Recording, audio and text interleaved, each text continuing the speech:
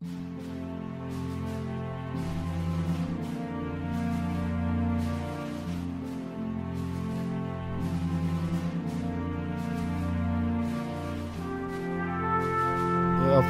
اوشان له کال 1880 څخه تر کال 1910 پورې د استرالیا د اقتصاد لپاره د ژوندانه حیثیت درلود، خو استرالیایي وګړي هیڅکله د دې افغان اوشانو سره مهربانه نه دي پاتې شوي. حتی د استرالیا خاورې ته له افغانستان څخه وارد کړل شوی لومړنی اوښ چې کله زوړ شو نو په کال 1846 کې په مرمیو ووژل شو. له بل پلوه اوښ د استرالیا سره د افغانانو او اسلام تاریخي تړاو هم څرګندوي. افغان اوښان او افغان اوښبانان څنګه استرالیا ته رسېدلي وو، دوی هلته کې څنګه ژوند کړی وو، د دوی د دې دونه اوږد واټن مهاجرت نن سبا کومې نښانې پاتې دي او کومې پایلې تر اوسه معلومیږي. راځئ چې دا تاریخي مجلس پر ملي هنداره په ګډه سره وګورو.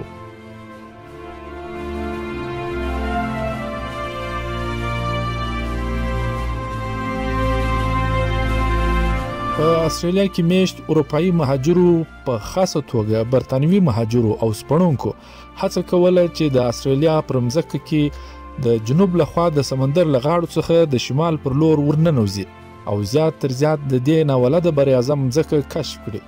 خو د استرالیا مځکه او آب و هوا د دوی لپاره غیر دوستانه او ستونزمن ثابت شوه. دوی نسوای کولای چې په دې شدیده خاوره او وطن کې د خپلو اسانو سره سفرونه وکړي او دا پراخه مځکه راوسپړي. بالاخره د 1850 لسیزې په وروستیو او د 1960 د لسیزې په پیل کې د وکټوریا شاهي ټولنې په نوم د برتانویانو یوې ډلې پریکړه وکړه چې د دې ستونزمن کار لپاره به د افغانستان څخه اوښان واردوي، ترڅو له سویلي سمندري غاړو څخه د شمال پر لور په دې لویه وچه کې ورننوځي او د دې لوی وچې مځکې تر شمالي څنډو پورې ځانونه ورسوي.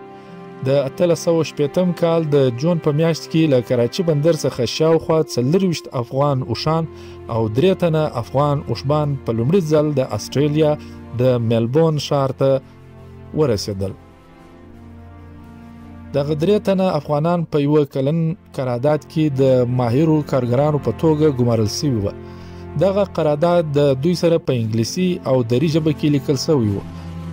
په دې قرارداد کې دا لیکل شوی دی چې دغه 3 تنه افغانان به د اوښانو په مرسته انګریزان د بروک اینډ ویلز تر سیمو پورې د مځکې په راسپړلو کې د دوی سره مرسته کوي. د بروک اینډ ویلز د سپړلو لپاره سفر د کال 1860 د اگست په 20 د وکټوریا له شاهي پارک څخه په ډیر ویاړ او جوش سره پیل شو. 15,000 کسان د دې سفر د پیل غونډې ته راټول شوي وو. اوښان او د هغوی بهرني یعنی هغه 3 تنه افغانان سربان د راغلو ټولو خلکو لپاره د پام وړ ټکی وو او هر چا ډیر په حیرانتیا سره د دوی پر خوا کتل. د استرالیا په لویه وچه کې د دې ډلې د شمال پر لور سفر 3 میاشتې وخت نیولو سره خورا په بریا سره ترسره شو، مګر د دوی د بیرته راستنېدو سفر ویجاړونکی و. په هر صورت د دې سفر په پایله کې اوښانو د استرالیا په پراخه او کلکه مځکه کې د داخلي اوږده سفرونو لپاره خپل ارزښت ثابت کړ او انګریزان په دې قانع شول چې بې له اوښانو او افغانانو دغه دونه پراخ براعظم تر حاکمیت لاندې نشي راوستلی. استرالیا ته د افغانانو دویم ځل لېږدول په کال 1860 کې ترسره شو. دا ځل 140 اوښان او 11 تنه افغان اوښبان استرالیا ته یوړل شول. په دې لېږدونه کې د اوښانو سره نور څاروي لکه غواوې، وزې او پسونه هم له هند څخه او هم د افغانستان څخه استرالیا ته یوړل شول. ویل کېږي چې د دې څارویو د روزنې او ساتنې لپاره پنجابیان، مصریان او ترکان هم وو چې استرالیا ته یوړل شول. خو دغه ټول تر ټوله خلک هلته په افغانانو مساوا وه او دوی ټول به ګان بلل کېدل. تر کال 1893 پورې په پراخه کچه ډیری افغانان او د دوی اوښان استرالیا ته په څو ځله ولېږدول شول او دا لړۍ همدا ډول روانه وه. افغانانو د خپل سخت کار او خپلو اوښانو په مرسته نه یوازې د استرالیا د لرې پرتو سیمو په راسپړلو کې بلکې په ټوله استرالیا کې د رغونې او پرمختګ لپاره کارونو کې یو مهم او تاریخي او نه هېرېدونکی رول ولوباوه. د کال 1893 وروسته په استرالیا کې میشت برتانوي مهاجرو د افغانانو سره خپله مینه او خواخوږي په کرکه او دښمني واړوله. دوی استرالیا ته د نورو افغانانو د ورتګ مخالفت پیل کړ. د انګریزانو مطبوعات او سپین پوستي سیاسیونو د افغانانو مخامخ دښمنۍ ته ملا وتړله. دوی به د یوې یا بلې لارې پر افغانانو د جرمانو لګولو او د دوی سره د سختترین قانوني او حکومتي سلوک کولو لارې چارې لټولې. د سپین پوستو اروپایي وګړو په زړونو کې د افغانانو په خلاف دغه کرکې شاته ټول تر ټول اقتصادي لاملونه درلود، ولې چې افغانان ورځ په ورځ د استرالیا پر اقتصاد خپلې موټې راګرځولې. سپین پوستو نسوای کولای چې په بازاري دکانونو کې په منجریتوب کې د سرو زرو او د کولې یا د سکرو د ماینونو په کاروبار کې او داسې په نورو سوداګریو کې د افغانانو سره مقابله وکړي. نو دا ځکه سپین پوستو اروپایي مهاجرو د افغانانو په بدنامولو او د دوی کاروبار او تجارت ته په قانوني ډول خطر پیښولو لاس پورې کړ. همدا و چې دوی په کال 1895 کې یو قانون جوړ کړ چې له مخه هیڅ افغان نسوای کولای چې د سرو زرو په ماینونو کې سرمایه گذاري وکړي او یا دې مزدوري پکې وکړي. همدا ډول په کال 1901 کې دوی یو بل قانون جوړ کړ چې نور نو هیڅ افغان او نور غیر سپین پوستي به نه استرالیا ته تګ کولای شي او نه به هم هلته کې تجارت او استوګنه کولای شي. دا قانون مخامخ پر نسلي امتیاز جوړ شوی قانون و چې دا یې ثابتول غوښت چې د استرالیا اصل واکمنان او باداران یوازې او یوازې سپین پوسته وګړي دي.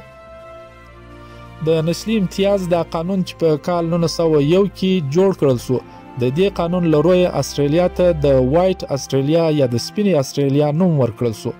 د دې معنا دا و چې په استرالیا کې به یوازې او یوازې د سپین پوسته وګړي به د لومړۍ درجې وګړي ګڼل کیږي او نور ټول به تر دوی په هر لحاظ سره لاندې وي. په سپینه استرالیا کې له افغانانو سره د بد وضعیت او بې عدالتۍ په سلګونو کیسې په تاریخ کې موجوده دي، خو دلته به یوازې د دوست محمد افغان او د جان محمد افغان سره سوي د بې عدالتۍ تاریخ وړاندې کړو.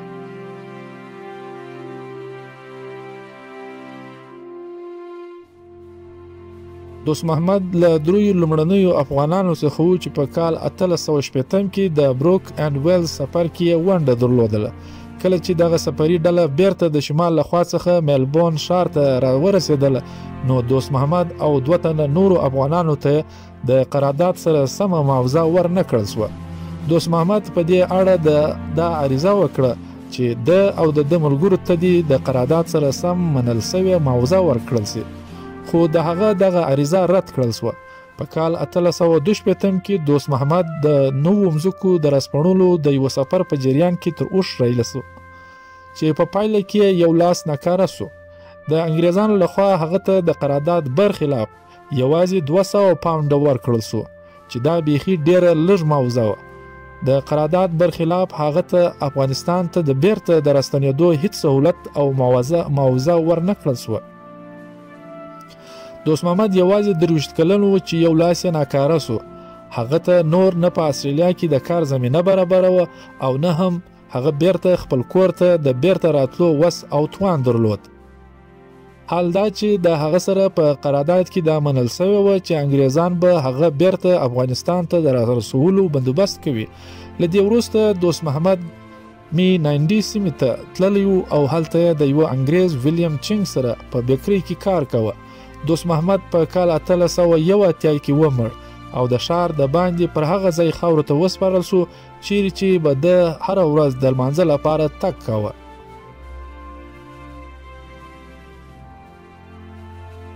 دویمه کیسه د 2 افغان ورونو ده چې جان محمد او نور محمد نومېدل. جان محمد په کال 1894 کې د یو سپین پوستي چې ناولس نومېدی لخوا په ډز ووژل شو او نور محمد هم د سخت ټپي کېدو وروسته څو ورځې پس خپله ساه وبایله. جان محمد د لمانځه د ادا کولو لپاره خپل اودس کوه کله چې ناولس د تومانچې سره په صحنه کې راڅرګند شو او جان محمد ته یې سپکې سپورې ویل پیل کړې. جان محمد په پیل کې پر دې ښکنځلو او سپکو سپورو ځان واچوه. د جان محمد دغه خاموشي ناولس نور په غوسه کړ او هغه جان محمد اوبو ته ورتس کړ. جان محمد له اوبو څخه بهر راځي او پر ناولس خپلې لیڅې راتاو کوي. ناولس پوهیږي چې هغه نشي کولی چې د جان محمد سره د نوره جګړه وکړي، نو هغه خپله تومانچه تر لاس رسوي او پر جان محمد ډزې کوي چې په پایله کې جان محمد پر همهغه ځای کې وژل کیږي. بیا یې پر نور محمد ډزې وکړې او هغه هم سخت ټپي کړ چې د ټپي کېدو څو ورځې وروسته هغه خپله ساه وبایلله. په دې جریان کې نور افغانان صحنې ته راځي او کیسه نوره هم بوج اخلي. افغانانو کولی سول چې ناولس او د هغه ملګری هټفیلډز پر هغه ځای ووژني، خو دوی یوازې دا وکړل چې هغه دوه یې وتړل. وروسته افغانانو دغه دوه کسان نور سپین پوستو ته په لیکل سوي تضمین سره د تومانچې وسپارل.